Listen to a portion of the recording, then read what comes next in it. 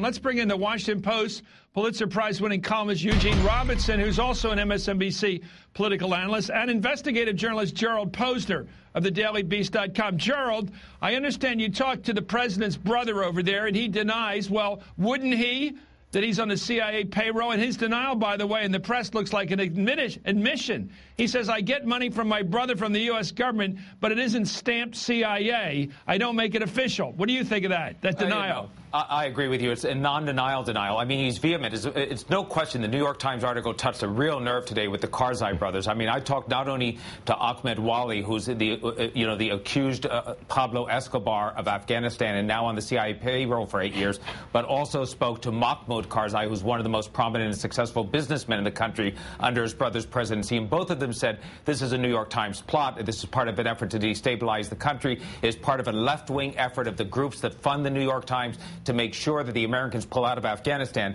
But if you look in between the lines, he says things like Ahmed does, I'm not a spy. I never get a check from the CIA. He receives money from front companies. And as you know, Chris, you've been around this, intelligence agencies all around the world create companies so you have plausible deniability if you're on their payroll. He's been helping us for a long time with the Taliban, and he's clearly been an intelligence asset. Now they have to answer as to whether they've been protecting him on the heroin trade. That's a separate question. Gene, let me get to you. I liked your column today, like I often do. I think you made a good point, so make it. What do you think about whether we should pull out of Afghanistan or give them the 40,000 more troops the general wants?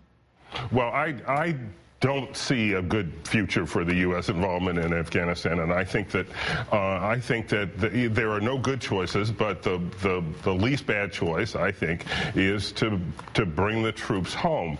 But I agree with something that you said earlier, and I think it's absolutely true. You can't take a middle path, and that's President Obama likes to destroy false choices, and he says we get hung up on choices that aren't really mutually exclusive, and we should look at things in a different way. But sometimes choices are real choices, and I think this is the case. You either give the generals what they want, or you don't, and you come up with a new policy that involves fewer U.S. troops and a withdrawal. But you know, here's why no sane person wants to be president. 3 DEA, Drug Enforcement Administration agents, were killed in Afghanistan in one of those helicopter crashes over the weekend.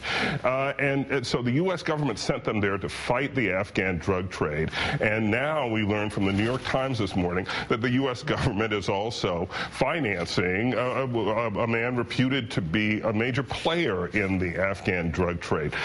Does somebody make a phone call to the loved ones of those DEA agents and try to explain why we were funding the very thing they were trying to combat, and why they gave their lives? And who makes that call but the president? It's a tough situation, but contradictions are mounting. But you know, Gerald, why do I know that? Why do I know, at least the account, that Karzai's brothers on the payroll of the CIA, and Engel didn't know it over there. I mean, I got the word back here in Washington. I'm not saying my sources are fantastic, but they were. I got this story before it hit the Times.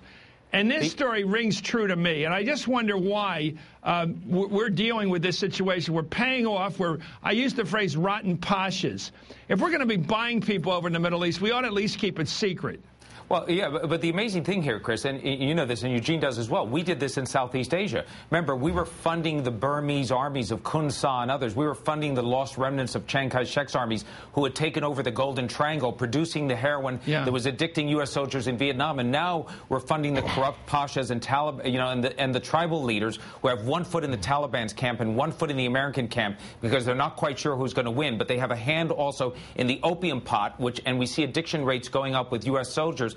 We should have learned this lesson from Vietnam, and we haven't learned it. And there are no good choices here, but there are a lot of bad choices that can be made. Now that the Obama administration's confronted with the fact that the brother of the president has been on an intelligence payroll, they're going to have to ask the hard question as to whether he also has a foot in the opium trade. And if he does, it's going to certainly help Abdullah, his opponent in the upcoming election.